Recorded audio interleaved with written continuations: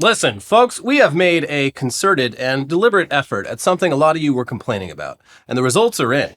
Within the past month, we have only put Elon Musk's disgusting ketamine-ravaged face on a thumbnail one time, and that was more than 3 weeks ago. So we feel no guilt whatsoever about doing it again today, the day that we celebrate what would appear to be some truly dire prospects for the company that this horrible man is most famous for being associated with, Tesla. Yeah. Now, for more than half a year at this point, Elon Musk's outspoken endorsement of Donald Trump and subsequent direct involvement in the second Trump administration have created a situation where owning and driving a Tesla vehicle is increasingly seen as not just a consumer choice, but a political statement, and not a good one. And while culture war consumerism typically balances out somewhat, with one side boycotting and the other side doing the opposite, Tesla is a brand whose main consumer demographic was always the coastal liberal elites now turned off by it, and replacing those customers with gas-guzzling, climate change-denying, coal-rolling conservatives was never something that was going to happen on a meaningful scale. So, on Tuesday of this week, Tesla released their latest quarterly earnings report. And can you guess how Q1 might have gone for Elon's little car company? I could have saved the board a lot of time by putting up a PowerPoint that just said, bullying works. It works! We were flicking off the trucks. I was doing a menacing point in regular cars and bullying Elon Musk. And guess what? Not only did Tesla suffer arguably one of the worst profit drops in its history, it also means that Musk is starting to look like he might be backing away from his political ambitions as well. But we'll get to it. Now, if you guessed that Tesla was doing very badly, congrats. You understand basic cause and effect. Here's USA Today. Tesla CEO Elon Musk said he would soon be spending less time with the Trump administration after first quarter earnings fell short of expectations. Net income for the quarter was down 71%. After a decline in vehicle deliveries as Tesla battled growing competition from foreign brands, shifting trade policies, and growing backlash to the brand after Musk aligned himself with the Trump administration. There are some challenges, and I expect that this year there will probably be some unexpected bumps this year, Musk said in an earnings call April 22nd. But I remain extremely optimistic about the future of the company. Unexpected bumps. He's taking unexpected bumps like 7 to 10 times a day. Yeah, line those ketamine bumps up. Also, yeah, of course you're extremely optimistic about the future of the company. Your entire life depends on it. And you've seen how quickly that could be taken away from you. It's where all your money is. Yeah, here's some more details about this from CNBC. Tesla reported a miss on the top and bottom lines in its first quarter earnings report on Tuesday as automotive revenue plunged 20% from a year earlier. Here are the key numbers compared with LSEG expectations. Earnings per share, 27 cents adjusted versus 39 cents estimated.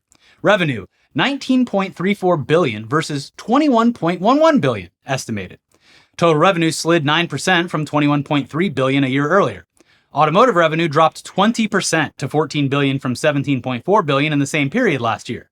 Net income plummeted 71% to $409 million or 12 cents a share from $1.39 billion or 41 cents a year ago. Goddamn.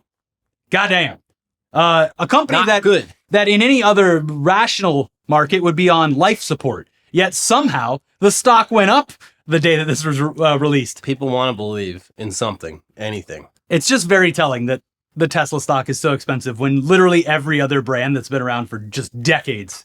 Stonks stopped being real the second we started calling them stonks. That's right. We cursed it. Now, to be clear, this is definitely part of a larger trend that we will be seeing in quarterly reports from companies across every industry, not just the auto business, thanks in large part to the economic uncertainty of the Trump administration. Ooh. And the full effect of Trump's tariffs will be a lot clearer in the second quarter. My guess, still bad. Worse.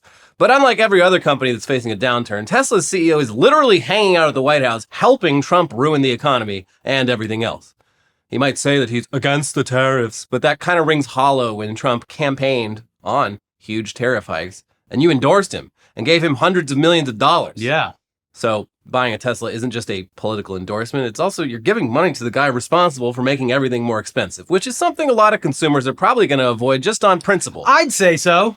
And again, the people that actually like what Elon is doing politically are not interested in buying his cars. New polling released this week by CNBC shows just how bad things are in terms of public sentiment. The broad public and investors have something in common these days. they don't have a lot of love for either Tesla or CEO Elon Musk.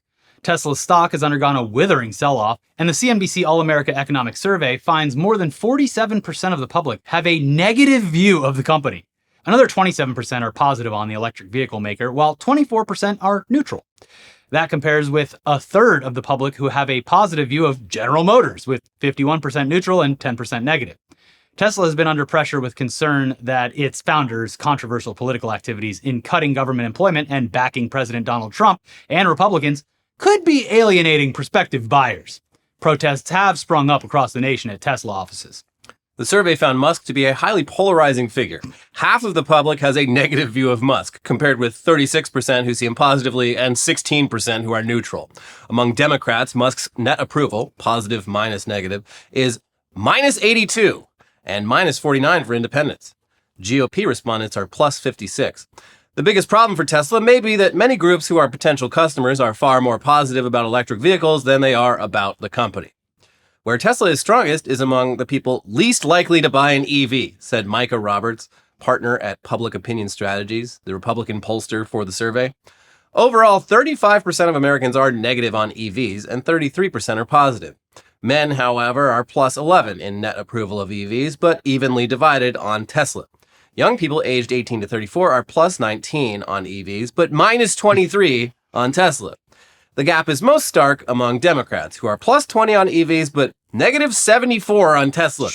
Further complicating the issue, Republicans are strongly positive on Tesla, but net negative on EVs. Yeah, I like all the damage he's causing to the government and how much it's pissing off all the libs, but no, I would never purchase one of his gay little cars. That's something I cannot bring myself to do. No. It is very telling. I hope someone else does, but not me. It is very telling that, like, even among the GOP, the approval rating is worse than Trump's. So, like, members of the GOP are like, okay, even though they're directly aligned with each other, I kind of still fucking hate this guy just on principle. He's just a weird guy. And that might have an effect on at least some Republicans. He's triggering the libs, and that's the best thing I can say about him. But there is always that thing with Republicans of, like, can they have a beer with this person? And with Elon Musk, that just doesn't seem to be, he just doesn't seem like a person. You can have a bump with this person. A lot of unexpected bumps. Yeah, a lot of bumps in the road. Yeah. Now, anyways, if you look at Tesla's stock, it seems like everything's going great. With a 10% jump in the share price since Monday. But yeah, as we always say, zoom out a little bit, and that graph, it's not going well. So it's still down nearly 50% since its peak back in December. And the reasoning behind the latest optimism following Q1 earnings is the same as it ever was. Elon vaguely promised that a bunch of shit like robotaxis and entry-level affordable Tesla and robot butlers are going to be here any day now. And investors just kind of plugged their ears and said, la la la la la la la, when he preemptively made excuses for why that won't happen by acknowledging that tariffs are a big roadblock. Oh, geez.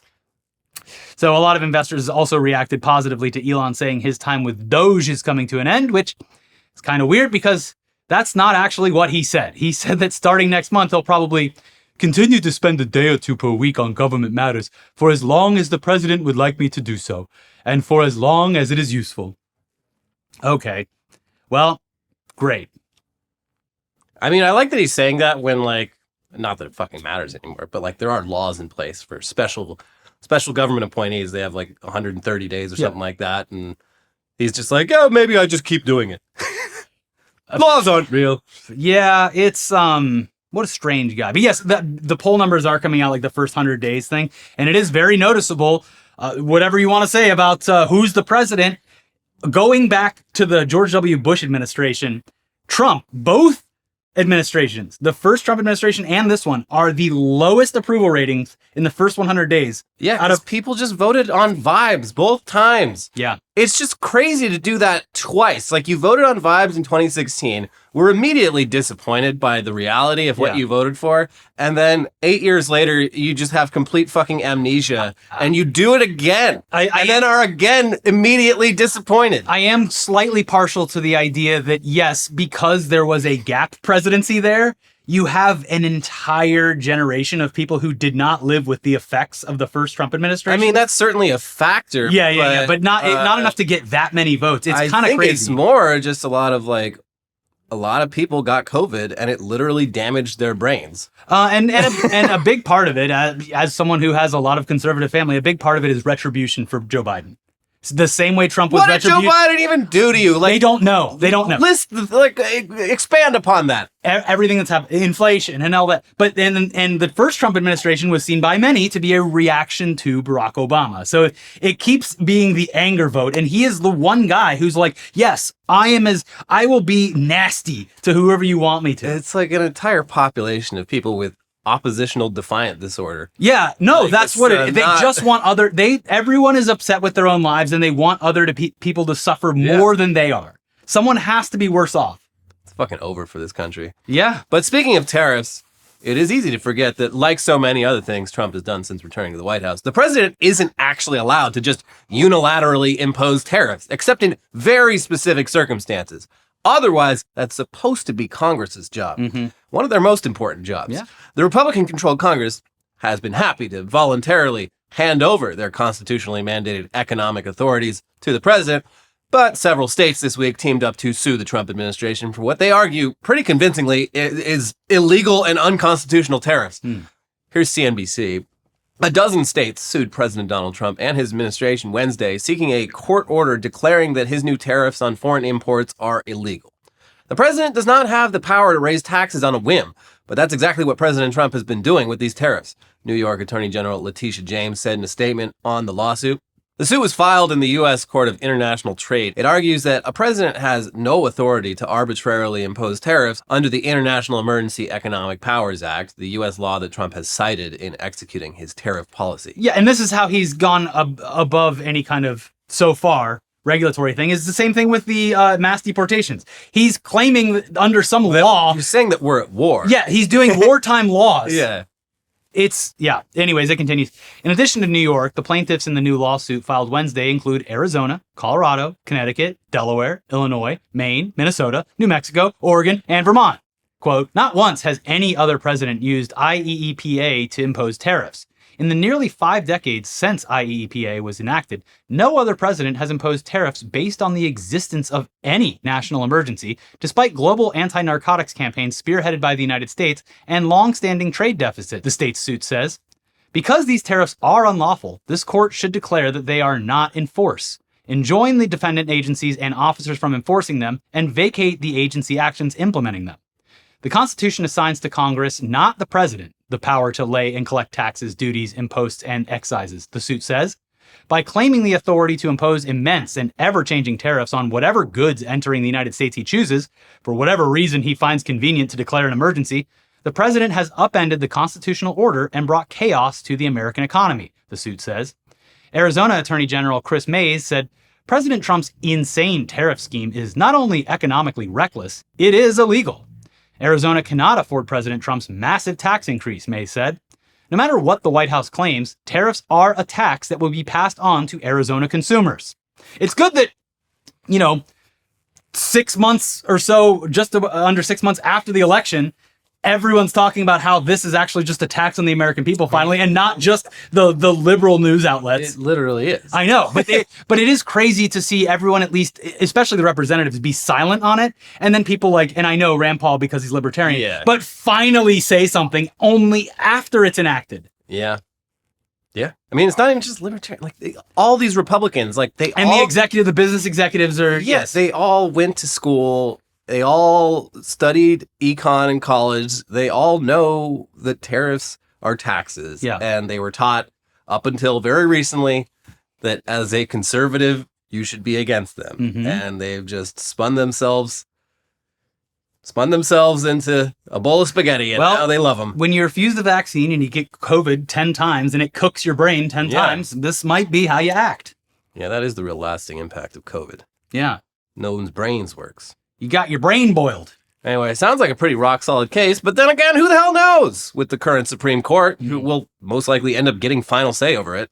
They say the president has absolute immunity for official acts, but it's unclear how they square that with the Constitution, which they say they love oh so much. And the Constitution's pretty clear about the separation of powers, so guess we'll see. But moving on now to the member of the Trump administration who's Elon's biggest competition when it comes to fucking everything up. Health and Human Services Secretary Robert F. Kennedy Jr. RFK Jr.'s motto of Make America healthy again seems increasingly at odds with basically everything he's actually been doing as secretary. And one of the latest examples of this is his apparent stance that actually the U.S.'s milk is too healthy. We need to rewind things a little bit back to when drinking milk was more of a gamble, like it was in the olden days. Yeah, the people don't have enough risk anymore. Yeah. Yeah. Here's Reuters. The Food and Drug Administration is suspending a quality control program for testing of fluid milk and other dairy products due to reduced capacity in its Food Safety and Nutrition Division, according to an internal email seen by Reuters. The suspension is another disruption to the nation's food safety programs after the termination and departure of 20,000 employees of the Department of Health and Human Services, which includes the FDA, as part of President Donald Trump's effort to shrink the federal workforce. The FDA this month also suspended existing and developing programs that ensured accurate testing for bird flu in milk and cheese and pathogens like the parasite Cyclospora in other food products. Effective Monday, the agency suspended its proficiency testing program for Grade A raw milk and finished products, according to the email sent in the morning from the FDA's Division of Dairy Safety and addressed to network laboratories. Grade A milk, or fluid milk, meets the highest sanitary standards. The testing program was suspended because FDA's Moffitt Center Proficiency Testing Laboratory, part of its division overseeing food safety, quote, is no longer able to provide laboratory support for proficiency testing and data analysis, the email said. Now it's going to be Grade A with 2 quotation marks around it. Ow, my bones! And a little winky emoji next to it. Why are my bones hurt? I'm drinking plenty of milk. That's just the Cyclospora. Yeah. And once it runs its course, you'll be even stronger. And by the way, we put the midichlorians back in the milk. Yeah. Yeah, everyone's going to have superpowers now. The libs didn't want you to have superpowers. Yeah. But RFK does. They boiled those midichlorians away. The unintentional, I guess, side effect of this is that the vegans will inherit the earth. Between the egg shortage and the poisoned milk, they got a lot going for them. Yeah.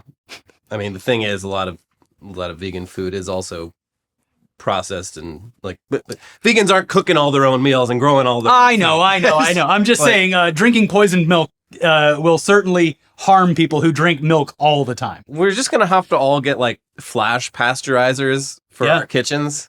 So any questionable liquids that come in, you just put it in there and it zaps them and hey. No, I mean pathogens owned. We really are solving things in the old way because Elliot, he's been circling the farm trying to buy some goats. They mow your lawn. They provide milk. Yeah. Yeah. And their shit is great mulch. Yes, they are. And guess what? If someone tosses a tin can over your fence, bye-bye. Bye-bye. Yeah. See you later.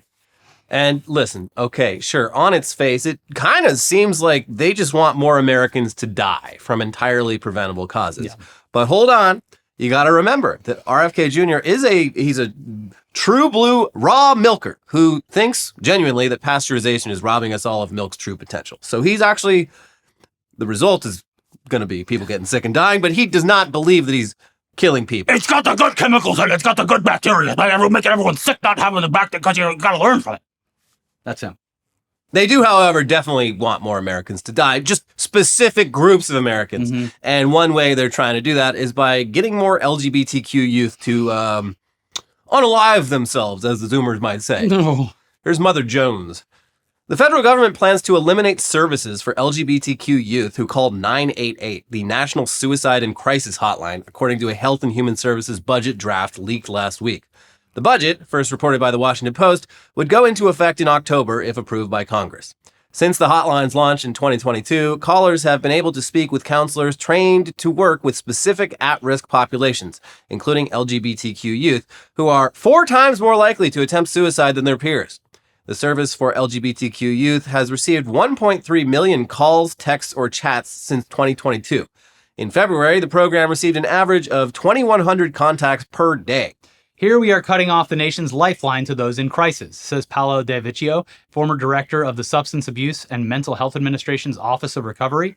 Due to the discriminatory practices of the Trump administration, they're pulling that life preserver away from thousands and thousands of people.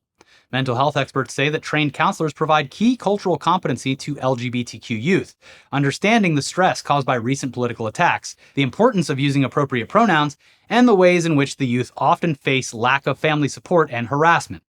I worry deeply that we will see more LGBTQ young people reach a crisis state and not have anyone there to help them through that, says Jansen Wu, Director of Advocacy and Government Affairs at the Trevor Project, an LGBTQ suicide prevention organization.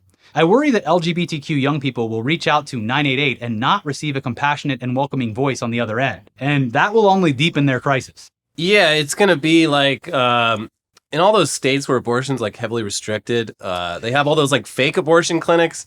That convince you to have the child? Yeah, they basically like trap you and try to basically make you have the kid. They're going to do that with the suicide hotline where the kid's like, everyone's bullying me. I feel so alone. And they're like, well, have you tried not being gay? Yeah. It's going to be... Have you thought of that? There's going to be... I mean, the dystopian way to look at it is that it'll just be AI chatbots that you're talking to. So... I mean, honestly, I'd trust an AI chatbot more than I would trust... a just bigot on the other line. Yeah. Depending on how it's programmed. Sure. But hearing that, depressing and violent talk all day, you would think learn from it or something. I don't know. I don't like where we're at as a country. So not good. And no. Again, it's like one of these, it's one of many things that you look at how much it costs.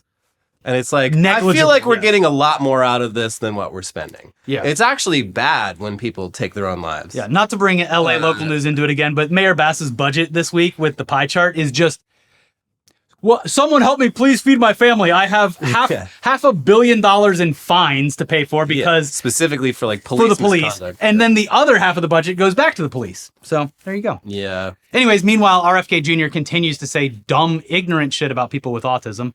Clearly having learned nothing from the blowback to him saying autistic people will never hold a job, pay taxes, play baseball, or go on a date, despite plenty of autistic people doing all of those things. Because just days later, he revisited the topic and stuck his foot firmly in his disgusting mouth once again. Here's People. Robert F. Kennedy Jr., the U.S. Health and Human Services Secretary, is claiming that the impact of autism exceeds the impact of COVID-19 on American lives during a new interview. Speaking about autism on the Cats Roundtable radio show on WABC 770 AM on Sunday, April 20th, Kennedy said, "It dwarfs the COVID epidemic and the impacts on our country because COVID killed old people. Autism affects children and affects them at the beginning of their lives, the beginning of their productivity. And it's absolutely debilitating for them, their families, their communities, and for our country. Just the pure economic cost of autism," he said. He also claimed that autism will eventually cost the economy $1 trillion a year by 2035, though he did not cite where he got that figure. Out of his ass. Yeah, completely made up. It's a fabrication. So this is, as many have pointed out, not just yet another insult to people with autism, but also a huge insult to anyone who lost loved ones during COVID. Or is currently suffering from long COVID. Yeah, COVID definitely isn't over, by the way, but yeah, during its peak in the first couple of years, COVID killed more than 1 million people in the U.S. In this country. And they definitely weren't all elderly people. For a while, it was the top 5 leading cause of death for people between their 30s and 50s, and it still to this day ranks pretty high across all age groups. So it's kind of bonkers to claim that autism is somehow worse, especially when you're totally ignoring the millions of Americans with level 1 autism spectrum disorder who manage to live happy, independent, fulfilling lives, tax paying, baseball playing, partner dating, excelling in their fields, wiping their ass, all the things you said they can't do, making money for their company, having all kinds of stuff.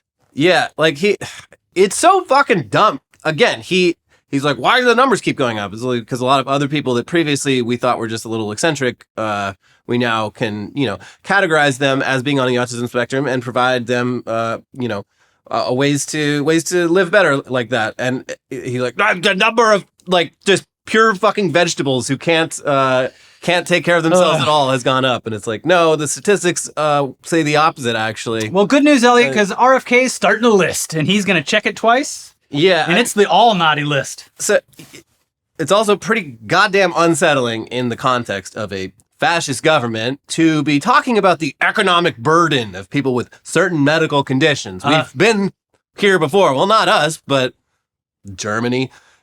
Yeah. And people do forget. Before there was a Holocaust, they started with people in medical facilities. That's the so much of the problem with just American exceptionalism and everything is that the absolute refusal to look at Nazi Germany anytime before D-Day is just a huge gap of knowledge that people are willfully ignoring. it's actually kind of scary. Yeah. The American context of just that entire period of history starts in like 1943. Mm-hmm.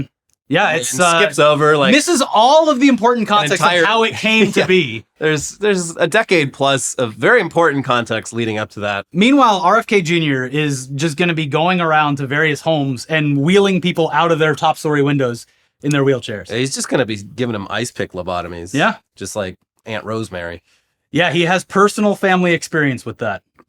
Yeah.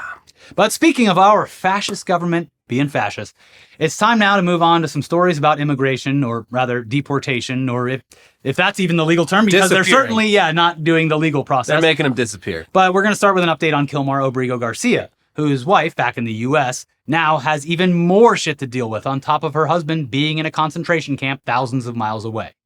Here's the New Republic. The wife of Kilmar Obrigo Garcia, who was mistakenly deported to El Salvador by the Trump administration, was forced to move to a safe house with her children after the government posted their home address to social media.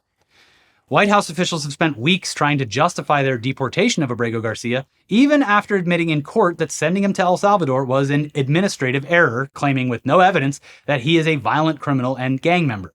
At one point, the Department of Homeland Security posted online an order of protection that Jennifer Vasquez-Sura had sought, but later abandoned, against her husband. That order contained Vasquez-Sura's home address, unredacted. "I don't feel safe when the government posts my address, the house where my family lives, for everyone to see, especially when this case has gone viral and people have all sorts of opinions," Vasquez-Sura told the Washington Post. So this is definitely a bit terrifying. I'm scared for my kids. Yeah, rightfully, I'd say. I mean, the government's been pulling out all the stops, trying to baselessly paint this dude as a high-ranking MS-13 member and also terrorist based on nothing. So the idea of some nut job or multiple nut jobs going after his family isn't hard to imagine. I've got just the most depressing firsthand experience with how this is being portrayed online, because my dad just watches Facebook all day. And countless times this week, I've heard videos go by where it's an AI voice, either male or female, and the first thing out of the AI voice's mouth is known and verified MS-13 gang member Kilmar Obrigo Garcia. That is how every single one starts. So that is the first... Known and verified. Well, show us the proof. It doesn't matter, because that is hitting the first part of every video. And even if you skip the video, that's what you hear over and over again. That is what's happening on Boomer Facebook. It really is. Meanwhile, though, due to the unlawful nature of these deportations and the complete lack of due process, another horrifying experience for family members of people who have been deported is that people just simply disappear. And finding out any information about what happened or where they are can seem impossible. And sometimes it is. Here's NBC News with one such story. It was March 13th when netizen Alejandro Leon Rangel called his brother Nair Adrian Leon Rangel to wish him a happy birthday. Alejandro never heard back from him. Federal agents detained Adrian on his way to his job at a Dallas barbershop. For the next 5 weeks, Alejandro has searched for Adrian, trying to learn where he was. Deported to another country? Held in an immigration facility in the United States? He and Adrian's live-in girlfriend called Immigration and Customs Enforcement in Texas, getting shifted from office to office with different responses. Sometimes they were told that Adrian was still in detention. Another time they were told that he had been deported back to his country of origin, El Salvador, even though Adrian is Venezuelan. Alejandro provided NBC News with audio recordings of the calls. Their mother went to a detention center in Caracas, Venezuela, where deportees are held when they arrive from the United States, Alejandro said, but she was told no one by her son's name was there. They enlisted the help of advocacy groups. Cristosal, a nonprofit organization in El Salvador working with families of presumed deportees to get answers from the U.S. and Salvadoran governments, had no answers. Same with League of United Latin American Citizens, known as LULAC. Alejandro's 6-year-old niece asked him almost every day, when will her dad call her? For 40 days, his family has been waiting to hear his fate, LULAC CEO Juan Proaño said. Finally, on Tuesday, an answer. The Department of Homeland Security confirmed to NBC News that Adrian had, in fact, been deported to El Salvador. Oops. So literally, like, a major national news agency had to, start pestering them to get any answers. Otherwise, these people would have never found out what happened to their family member, even what country. The only reason that we're hearing about the select few that we're hearing about is because they have immigration lawyers and public anger and motivation behind it. There's a lot that is not being reported at all. I mean, just in the past 2 weeks, someone like showed up for a nationalization test where they were literally doing everything, right? Yeah, the guy from Colombia. And they picked him up. Another guy took a wrong turn near the Detroit immigration bridge. Yeah, it's crazy. And the government claims that the previous guy is Tren de Aragua. He's a member of Tren de Aragua, seemingly solely based on some unrelated tattoos. And when asked for any evidence to back this up, they told NBC News, "We aren't going to share intelligence reports and undermine national security every time a gang member denies he is one. That would be insane." I don't know. Seems like a pretty easy fucking thing to prove. Yeah, also it seems like it would line up pretty easily with what is supposed to happen with the legal system. Yeah, it's called due process. But as bad it's as... kind of a bedrock of this whole country's democracy. Oh, the argument with that I've seen is also bonkers because anytime they talk about that, they preface it or end it with, well, what about this guy who killed someone? It's like, okay, you're talking about someone completely different and a completely different case and someone who did have due process. Yeah. And you're using that as justification to disappear people. Completely irrelevant people to whatever you're mentioning. This might seem controversial, but I think also in cases of murder, there should also be due process. Yeah, exactly. Oh my God. Yeah. Anyways, as bad as that situation is, at least the family has some vague idea of where he is. In some cases, people are simply disappearing altogether, or more accurately, they're being disappeared. Here's the New York Times. In late January, Ricardo Prada Vasquez, a Venezuelan immigrant working in a delivery job in Detroit, picked up an order at a McDonald's. He was heading to the address when he erroneously turned onto the Ambassador Bridge, which leads to Canada. It is a common mistake even for those who live in the Michigan border city. But for Mr. Prada, 32, it proved fateful.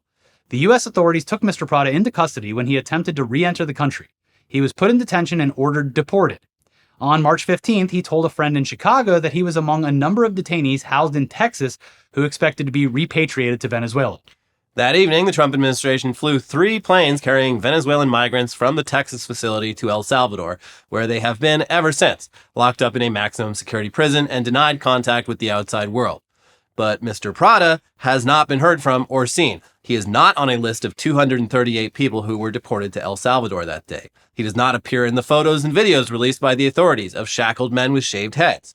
He has simply disappeared, said Javier, a friend in Chicago, the last person with whom Mr. Prada had contact. The friend spoke about Mr. Prada on condition that he be identified only by his middle name, out of fear that he too could be targeted by the immigration authorities.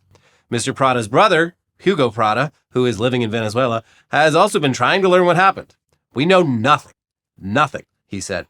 Mr. Prada's disappearance has created concerns that more immigrants have been deported to El Salvador than previously known. It also raises the question of whether some deportees may have been sent to other countries with no record of it.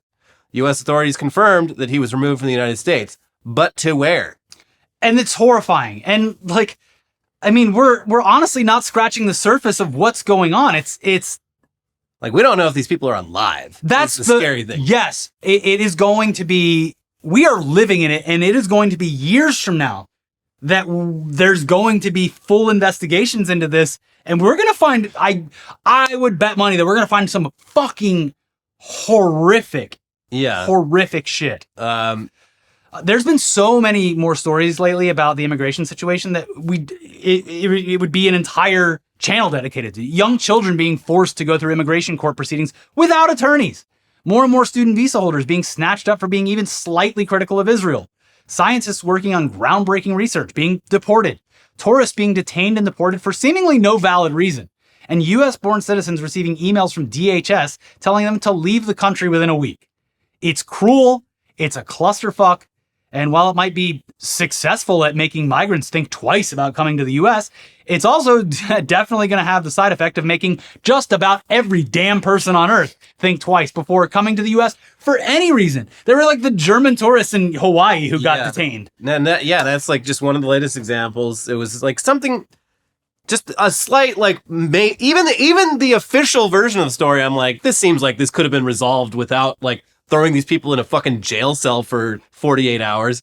And there's been, like, since Trump took over, like, there's been so many people trying to, like, enter the country with the big one seems to be backpackers, because, like, they're trying to, they don't have, like, they have a date they're showing up and a date they're leaving. And they have, like, the visa for it, but they show up and the Immigration and Customs, they're like, tell us exactly where you're going to be on every single day. And they're like, I don't know. Like, I want to see the Grand Canyon. I want to see the Redwoods. And they're like, where are you staying? Like, I don't know. I was going to figure that out. Maybe I'll camp. I don't know. Yeah. Like, bye-bye. Sounds like you're lying and sounds like you're trying to sneak into the U.S. No, you're going to see, I mean, the data will come out. You got to look at like Disney World and some other stuff like that. Especially the real tail of the tape is going to be this coming fall and winter when the Canadians come back down to places like Arizona, Florida, Georgia, Alabama, and take up residence for 6 months or so.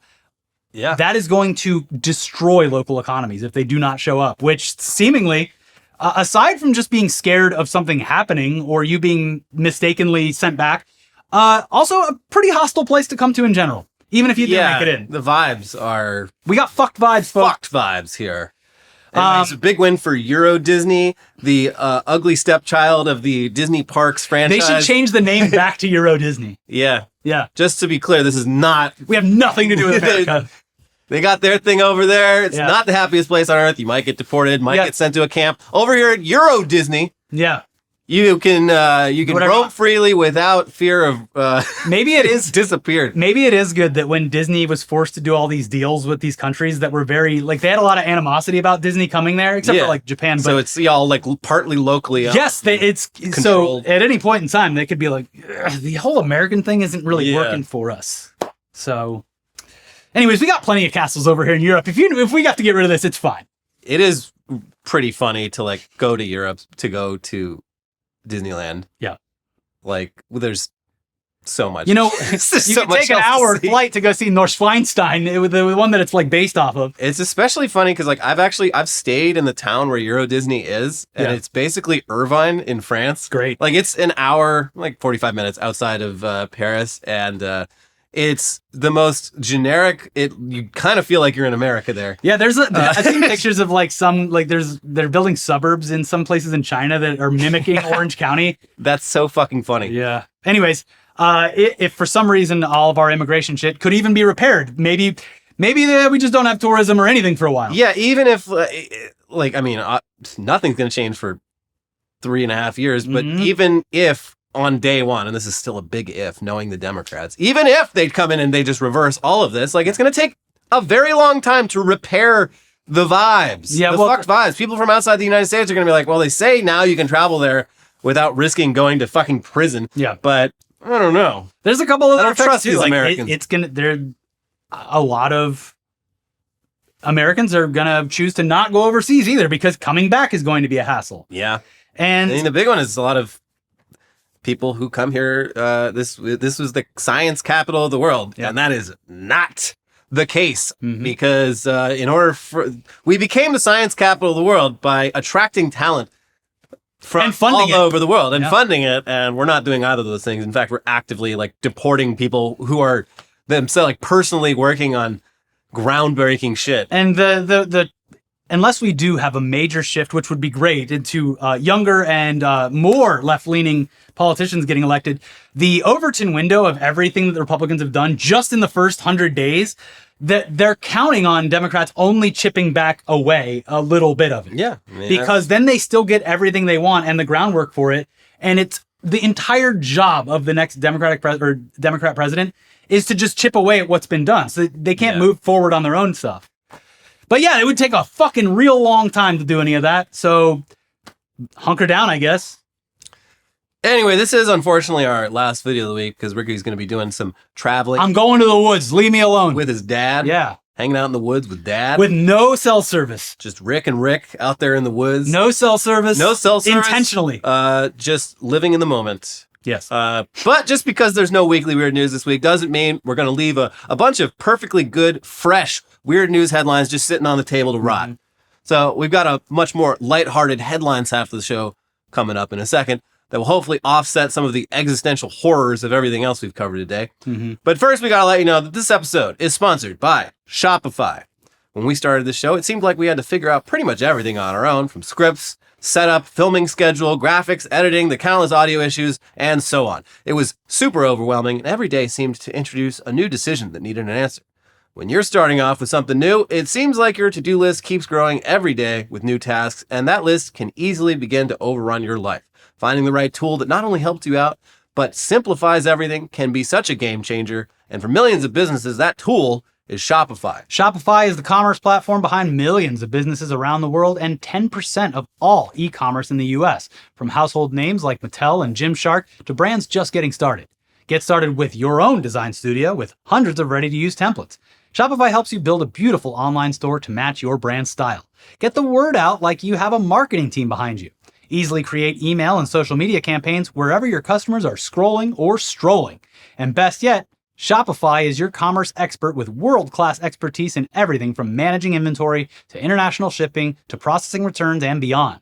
If you're ready to sell, you're ready for Shopify. Turn your big business idea into big money with Shopify on your side.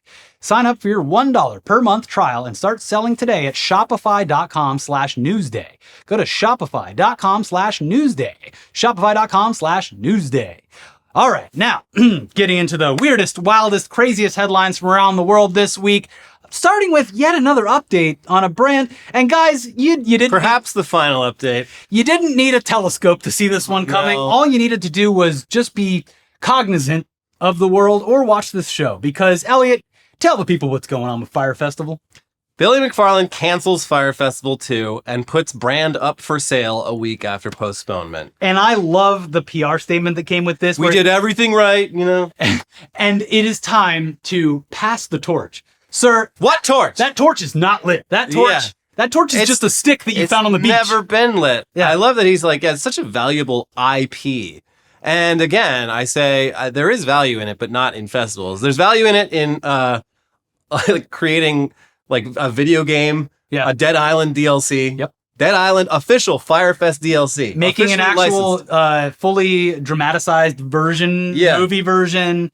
There's something there. It's not what he thinks. We've got enough festivals, and this one never even happened, so I don't think that's... But it is really funny that, like, less than a week, like last week we covered it, and it's just like, it's just postponed. We're just looking for a new location. It's like, that's literally just no fucking way. Completely collapsed under the slight weight of just a cursory investigation by the local government. Yeah.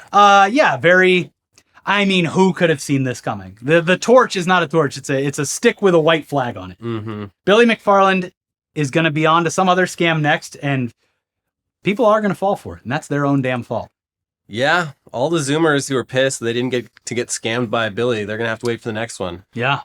Well, maybe he'll get a job in the Trump administration, and Ja Rule can be his economic advisor. Trump was, during the campaign, working with Billy McFarland, because, like, Billy McFarland was acting like a liaison to get, like, rappers to show up at like Trump events and endorse him. I don't think anything came out of that. Trump's like, and you won't pay him, right? You're good at ripping people off. It sounds like that might have been another Billy scam because, like, other than Ja Rule, who I assume he is not on good terms with anymore, like, how do we know that Billy McFarland is close with any rappers, or is that just something he said? No,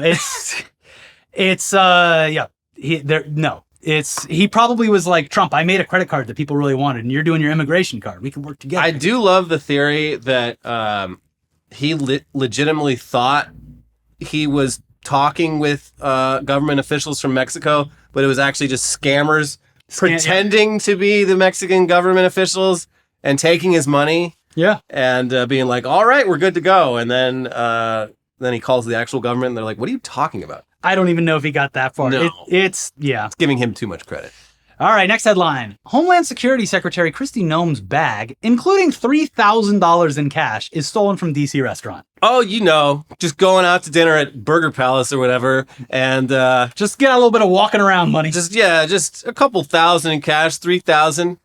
Like, that's a very suspicious amount of money. Yeah. To have in your purse and then just leave your purse on the ground in a crowded restaurant. It's, I don't know. Assuming this was a legitimate theft and not some weird insurance scam. Yeah. It's got to be crazy for whoever stole it to be like, oh, fuck. First of all, I was expecting maybe a couple 20s. $3,000 in here. And what is this? A badge for the White House? And who the fuck is Kristi Noem? Should I know that name? Oh, God. Oh, no. Why does this urn say gravel pit on it? But she's just like, yeah, no, it's totally normal. Like, we had a lot of family in town and, like, we wanted to go out to dinner and, like, buy Easter gifts, whatever the fuck that is. So I needed $3,000 in cash. I needed a stack of bills. Look. Maybe she's one of those people maybe she's just one of those people that hates using credit cards and likes the feeling of having cash. I get it. Well, yeah, it also does give the chip on the shoulder too, because everything is card now. So, Yeah. you don't take cash? Well, Everything is computer. yeah, everything is computer. That's right, Mr. President. Yeah. I mean, listen, this only happens at this point like once a year or so. But when I find myself in a situation where I actually have to use an ATM, like they don't take cards, I withdraw so much money just to have like hundreds of dollars. Just To never do it again? And then, for the next like couple weeks, all of my spending will be with cash. And I'm that's a throwback. This feels good. Elliot, yeah, you're going to lose your purse one day and then everyone's going to be making fun of you online. I know. That's right. Your Ridge wallet's going to end up on a cabinet somewhere and someone's going to snatch it. Yeah, maybe. But, that's the cost of doing business. Christy Gnome's Ridge wallet is that big. It's just a stack. They were heading out to Jumbo's afterwards. Anyway, very suspicious. But something else is also suspicious. Yeah. JD Vance brings misfortune. Terror attack in India, latest calamity to befall Vance's cursed world tour. Tragic events seem to be following Vance. And I mean, when he killed the Pope, like that was a little lighthearted because like the Pope was on death's door already. Yeah. He just needed the JD Vance kiss of death. Yeah. This one's more serious because it's like an actual like serious terror attack. Yeah, no, it's awful. But it's right after he met with Narendra Modi. So he's 2 for 2 on this trip for catastrophic, bad world-changing events. Yeah. They should send him to Russia. Have him go meet up with Putin. Because, Vlad, you gotta stop. Very nasty. Vladimir, stop. It is. There's a lot going. I hope the momentum continues against the Trump administration because the past 2 weeks, much like, and I know it didn't obviously work out, but the vibe shift that we felt last summer, it's similar just because of Trump is becoming increasingly frustrated. The courts are not going his way despite his very strong efforts. We'll wait to see how that actually affects things. Yeah. But like Target, their foot traffic is just dropped massively. Tesla down. It just seems like they're starting to get a taste of like what happens when literally, if you even want to say half the country is so angrily opposed to everything you're doing, it's not going to work. There are rules in place and people can vote with their wallets. Yeah. Hopefully that continues. Anyways, moving on. 84-year-old man falls from cross during crucifixion reenactment in Weston. Buddy, you're too old to be doing this. Well, you know, your Stations of the Cross days are behind you. Yeah, also that's a young man's job. Jesus was 33 when he was up there. You are more than double that.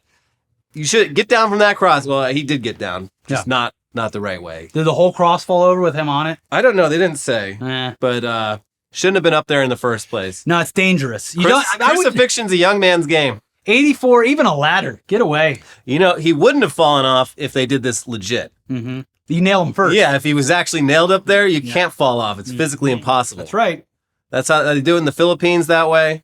And no one's ever fallen off one of those crosses. I bet if you want to follow it, I've been sending Elliot and some other friends. My favorite account that I've followed in the past couple weeks is Preachers with Props. Yeah. Fantastic.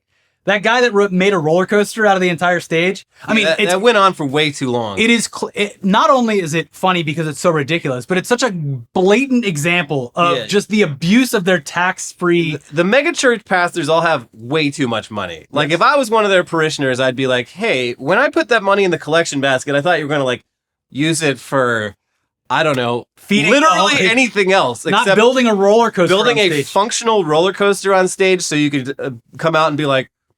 So life is a roller coaster sometimes. Yeah. You know who else said that? A guy named Jesus. The shit's not even like relevant. They have too much money. Mm-hmm. It's like when you work at a company in like circa 2013, 0% interest rates, and they're just blowing money on like parties all the time. Oh yeah. I don't know. Seems like you could be spending this on literally anything else. Yeah. Well, Preachers with Props. It's a great account. It is. And just a great example of them having way too much money. But let's move on. Man sinks in quicksand and emerges with a girlfriend. Send me down into the quicksand. The loneliness epidemic, it can be solved with this one trick. Archaeologists hate it. Yeah, this guy was at the beach in on Lake Michigan and was walking in like the beach. I mean, yeah, it is. I know. He walked into the low surf and just like sank down to his waist, and he's like, "Ah, fuck." and he was with a female friend, and they were trying to get him out, and finally they're just like, I don't know what to do, let's call 911. And then while he was on the phone, he was like panicking, and he just like impulsively referred to her as his girlfriend. And she's just like, "Oh, I didn't know you felt that way." And he's amazing. Like, and yeah, that's what brought them together. Yeah, he was in the hole, and that's when their feelings were revealed. Yeah, she wanted to be like a rescue person. He went in the hole, a single man. He came out the hole. Yeah, and then he came in someone's boyfriend. That's right. Well, you know, we're bringing everything else from the 20th century back. Time to bring back quicksand accidents. I mean, quicksand never left. Yeah, but I think we were a little bit more cautious of it. We were, because we thought it would like suck you down. Like quicksand, you can't. It's so hard to die in quicksand because human beings are naturally pretty buoyant. Mm-hmm. You got to work to get really stuck. Yeah, I mean, that's why it's when you start struggling, it gets worse. Yeah, I mean, you can get stuck, but also he's just like, it reached about here, and he's like, oh, there's bedrock. It's not that far down either. I'm not sinking any further than this. Yeah, well, California mayor says he wants to give homeless people all the fentanyl they want. I don't think they want fentanyl, is the thing. I don't think anyone wants fentanyl. I think they're addicted to it, and it's the only thing that makes their life worth living, I guess, because they're fully blown addicted or have incredible pain caused by other addictions. I don't know. This is the mayor of Lancaster, yeah, of out course. by Palmdale. And his implication is that he wants everyone to die. Yeah. And he's repeated this. This guy's also like, he's got other scandals going on. Apparently he's not very popular. So he's just lashing out, being like, fuck it. Yeah, I'll say it. I want all homeless people to die of fentanyl overdoses. Yeah. I want them to die. It's pretty barbaric. That's another thing that, like, everything's been so distracted with everything else. But I mean, even before this administration, I mean, here in California, like the last elections we had, like people were getting pretty like genocidal sounding with how they talked about homeless people, and that hasn't gone away. It's just sort of flown under the radar of everything else. And I don't know. I'm waiting for Trump's plan for homelessness, because El Salvador. Yeah, like I don't know. It's gonna be bad, whatever the fuck it is. Yeah. California gubernatorial candidate threatens immigrants with deportation if they don't marry incels. This is another thing. Another thing about California politics that you need to understand if you don't live here is all of our elections, if you run as a Republican, no matter how weird you are or how little actual organic support you have, you will get media attention. Mm-hmm. And so, yeah, this is just some random fucking groiper running for California governor as a Republican. He's just like, yeah, like, I'm a federally mandated girlfriend. Yeah, he's literally saying, we're going to kick out all the male migrants, and the females, if they're hot, they can stay if they marry a California incel. Yeah, and as we saw with one of the recent deportations, all those incels will treat their wives as if they're employees on H-1B visas. Yeah. Yeah, they'll treat them awful because they have no other option. Just like it was like the guy whose wife got deported, and he's like, oh well, fine enough. A real shame. It's disgusting. Ugh. Sam Altman admits that saying please and thank you to ChatGPT is wasting millions of dollars in computing power. This is really funny, but also apparently people have found that saying please and thank you gets like slightly better results. Yeah, just like with humans, because they're learning off of humans. I mean, I've found not with ChatGPT, but with Google search, which I think now at this point is powered somewhat. Well, the search, basic Google search isn't generative AI, but it's influenced by it. Yeah. But anyway, I've found that typing my searches more angrily yields more accurate results. Like I was troubleshooting some random, like very specific issue with, I think it was Ableton Live or Premiere. Yeah. Some software that I've been trying to figure out for weeks. And I just like, I lost it. And I just like, I typed in just the most angry way possible. And the top result was exactly the very specific issue. Because someone reached their limit just like you. And they're like, if someone doesn't fucking tell me right now. Yeah, it worked. I have had zero issues with the paid search engine, Kagi. It works great. The only thing it sucks on is the images aren't as great as Google image search, but that's a small price to, it's bizarre. If you do two searches, like Google and then the Kagi search, the results are so vastly different because Google's entire first page is advertisements. Yeah. Pretty wild. Google search is really just like an advanced Reddit search. Yeah. For me. Yeah. But yes, despite what the administration has said for a good 3 months now, at least 4 months now, you shouldn't say thank you once because it's costing so much energy. Have you even said thank you? Don't do it. Don't do it. Oscars will now require members to see all nominated films before voting to determine Academy Award winners. Oh, good. I mean, it is good. Yes, I know. This kind of crazy that it took over 100 years for that to be. This is something like you would an have thought official was rule, mandatory.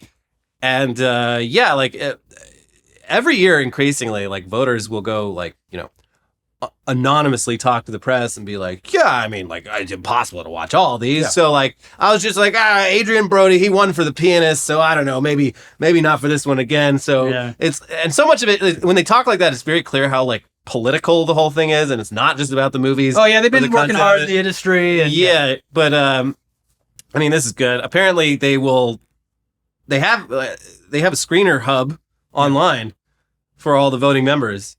And so they just do it by the time they've watched the runtime. They can see if you've watched it. Of course, you can still you can submit a waiver saying like, oh, I saw it at this festival or whatever. But that's like, it's not as bad now, but I remember years ago, like the one feature that would have helped YouTube so much is like not allowing comments until they've watched at least like a minute of the video. Yeah. Like 1 or 2 minutes would have completely changed things. Or putting a timestamp automatically on the comment.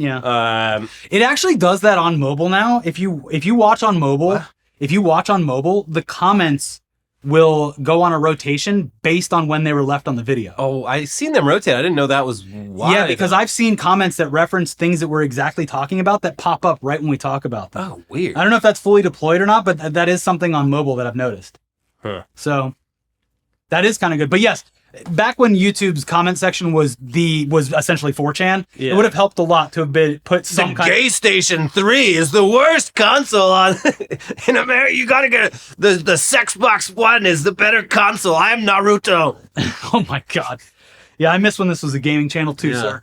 And now it's just porn bots with like literal pictures of vagina in the thumbnails, and I'm like, it's the same picture every time. And I'm like, how the fuck is YouTube not able to automatically block this shit from dropping on a video like within 5 seconds of it going up? I go on my personal YouTube to watch the comments, and YouTube is burying those. Like the normal public, for the most part, doesn't see them because I'll go back and forth. And yes, when we're on the channel thing and you look at it, you kind of see everything. Yeah. But, well, that's good.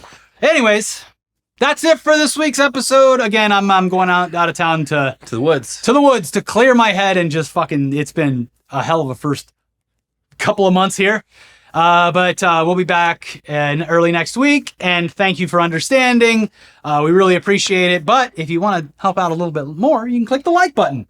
Please click the like button, go back and watch the video again, and leave a comment at a certain part of the video and see if it pops up. Let's test it out.